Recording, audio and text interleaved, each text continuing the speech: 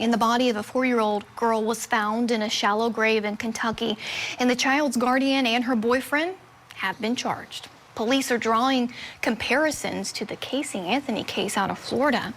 Well, Ricky Sayer with Scripps News Lexington has more.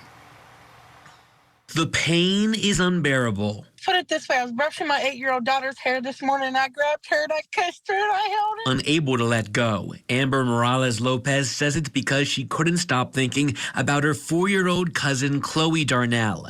We spoke with her as she made her way to Whitley County. I'm just all over the place. Chloe's body was discovered around midnight Friday in the woods near a cemetery in the Daniel Boone National Forest. She was buried in a shallow grave. It remains unfilled.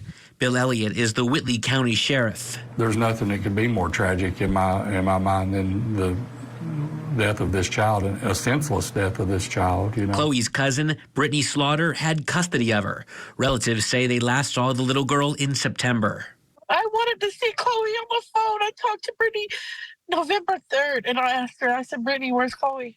Let me talk to Chloe. She's in her room. She's playing. Oh, well, holler at her. I want to speak to her. She says Brittany gave excuses to everyone. She wasn't there. She's at birthday parties. She was asleep or in the shower in her room playing or outside. A relative only went to police this week when it became clear something was off. Kind of like the Casey Anthony case we had in Florida several years ago, where it was the mother kept making excuses where the child was at before the family finally reported it. She's been lying to all of us.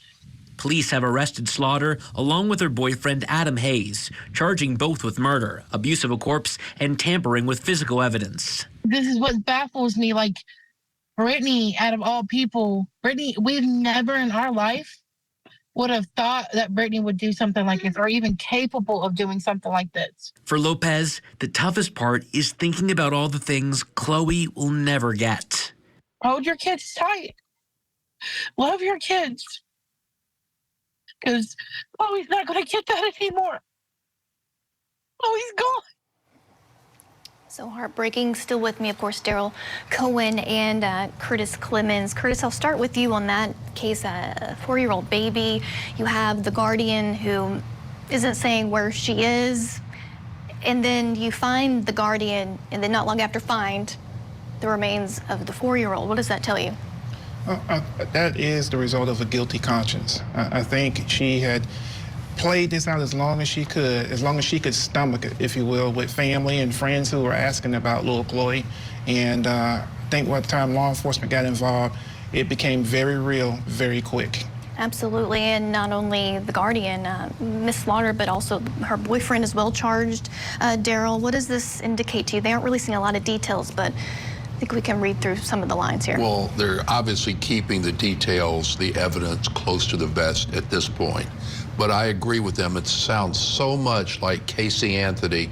And this time, I hope the DA's office in another state doesn't ask for the death penalty, because that, in my view, is what led to the acquittal of Casey Anthony, guilty though I always believed she was. Yeah, that's any comparison to the Casey Anthony acquittal, it just turns your stomach to think. I'm with you, the lack of justice there. Curtis, if you were pursuing this type of investigation, what would you try to do to make sure that another Casey Anthony doesn't happen again? Well, you know, I spent 16 years actually working child crimes right here in Gwinnett County, and the thing is, you really have to have good connections and communications with the Department of Family and Children's Services. You know, that is critical.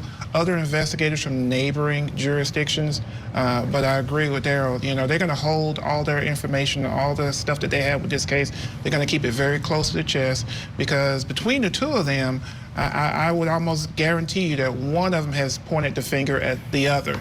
And so they're going to look at what he says and what she says and compare, and then go forward with the case. Sure. And for me, Daryl, to find Brittany Slaughter and not long after find the remains of the 4-year-old tells me, I'm assuming that she maybe confessed or said something to lead them to where her body may have been. It didn't just happen. It wasn't just PFA. It wasn't just pick from air. Absolutely, I agree with Curtis.